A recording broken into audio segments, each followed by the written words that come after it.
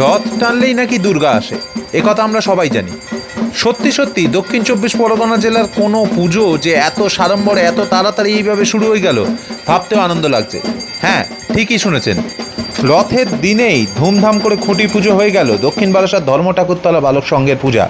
যে পূজা 2023-এ প্রত্যেকটা বাঙালি, প্রত্যেকটা দক্ষিণ চব্বিশ পরগনা জেলার মানুষের মনে নজর কেড়েছিলেন।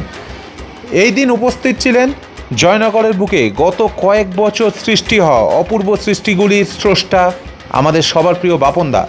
উপস্থিত ছিলেন প্রতিমা শিল্পী জনপ্রিয় প্রসূন মণ্ডল এবং ক্লাব কর্তৃপক্ষ।